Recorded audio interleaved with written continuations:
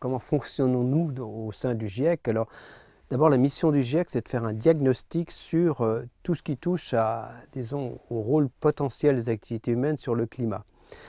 Faire un diagnostic, ce n'est pas du tout de faire des recommandations. Faire un diagnostic veut dire faire une synthèse, disons, critique, documentée de l'ensemble des travaux qui sont parus dans le domaine qui nous intéresse. Pour moi, par exemple, c'est plus les aspects scientifiques du changement climatique. Eh bien, comment procédons-nous? Eh bien, nous avons commencé par faire appel à des candidatures disons, de scientifiques intéressés à participer à ce rapport du GIEC. Et en fait, nous avons beaucoup de candidats et généralement il nous faut à peu près 250 personnes pour la rédaction d'un rapport, enfin 250 auteurs, disons. Nous avons 14 chapitres et une quinzaine d'auteurs par chapitre ou un peu moins. Je crois qu'une des forces du rapport du GIEC, c'est qu'ils ne sont pas trop fréquents tous les 6-7 ans, si bien que la communauté scientifique se mobilise. C'est, je crois, un honneur d'être auteur du rapport du GIEC. Disons, chacun des chapitres est confié à entre une douzaine et une quinzaine de personnes, avec 2 responsables principaux.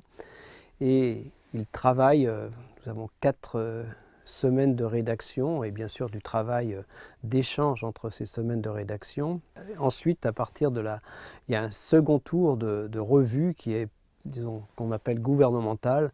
Dans la réalité, c'est à peu près le même type, c'est toujours les scientifiques qui la font, mais disons que les experts sont proposés par les gouvernements, généralement tous les gouvernements se tournent vers leur communauté scientifique.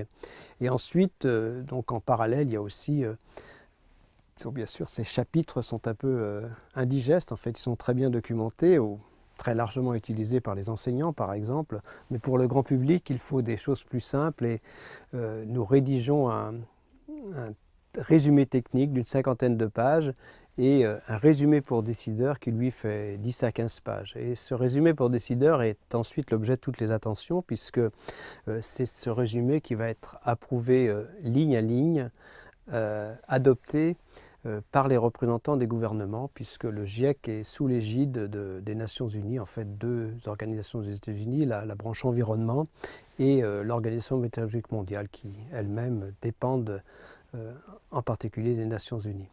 Donc l'idée, c'est effectivement que les scientifiques apportent une version de ce rapport, disons, pour approbation, et cette approbation se fait ligne par ligne, mais en fait, les représentants des gouvernements ne peuvent pas modifier disons, le fond du rapport, puisque si on veut changer quelque chose au rapport, il faut aller identifier dans les chapitres les raisons pour lesquelles, disons, ces modifications seraient apportées. Alors, en fait, généralement, bien sûr, le résumé pour décideur s'appuie lui-même sur ces différents chapitres, et donc c'est bien le rapport du GIEC qui finalement sort de ces délibérations.